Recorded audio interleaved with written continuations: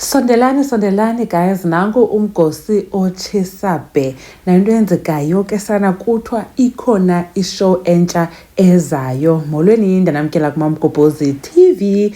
Now sayazi ke kukhona ishow yabantwana bakwaMseleku ebizwa ngoba Izingane Zesithembu, apho sibona ke isikakhulu Mpumelelo inguye othathe center stage kunye ne-girlfriends zakhe, then ke sibone ne-siblings zabo benza season 1 benza season 2.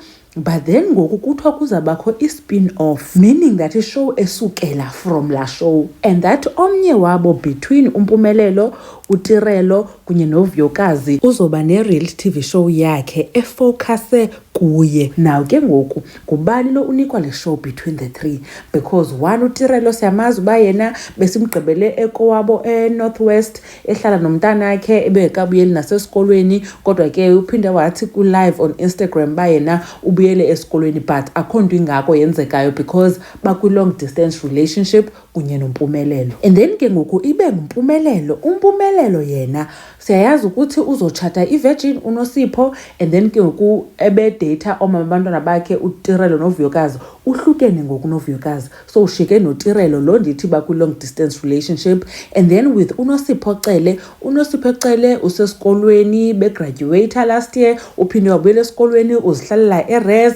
Khasimbone nakakhulu even apha ku-season 2 wezingane zesithembu uvele nje kayi-1, siyamazi ubhizi neencwadi zakhe, so I don't think uzabe nalo ixesha loba abe eyi-center stage ye-real TV show. Then kubekho uVyokazi ke ngoku. Now uVyokazi uhlukene noMpumelelo, and then sava ke ngokuba unomfana omtsha onguXolani Sabelo, yena ke lo mfana uyi-chef based in the UK. Sabona nge-birthday kaVyokazi ethunyelelwa ii-flowers, then nebhaluni ebhaliweyo nguSabelo kuVyokazi ba will you marry me, wathi ke uSabelo Xolani lo ba uvumile uVyokazi ba angamtshata. And then kwavela ke ba lo mfana wayetshatile before divorced, and then unobaby mama wakhe, and then unayo nenye i-girlfriend.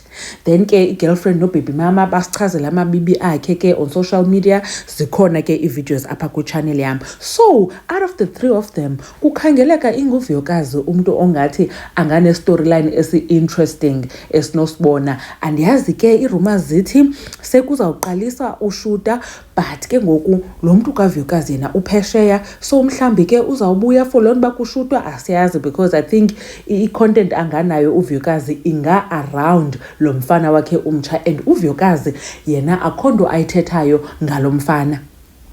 Kulo mfana isikakhulu oposta ngoVyokazi kukhona ke nenye ivideo ensandoyenza apho sisiva ubaby mama walo mfana uXolani encokola kunye naye ethembisa uba uzawutshata, echaza uba ufuna isithembu, kodwa ke uza kwenza uVyokazi umamkhulu, and that yena uyayazi le nto ayenzayo. By the time ebuye UK uzabe ene-following eninzi and so on. Loo nto ke yasenza sacinga uba heyi ingathi kanti uyamyuza uVyokazi. Ndade ndathi kwi-commentary yam kulaa video uba heyi ingathi kanti lo mfana ufuna uzenza utata uMusa Mseleku naye abe nesithembu sakhe, and ke saba interested uyibukela whatever loo nto izawudlala, because kuzobe kukho uVyokazi Nciweni esimaziyo. Nditshilo phaa kulaa video before ke kuvakale ezi rumors, because ezi ndaba ndizithathe kuFacebook nam from uLady Londi. Khanikhe nitsho ke nina ke bani nani nicinga ntoni ngezi ndaba zale show intsha izayo ekuthiwa omnye wesisithathu izobe ingaye le show?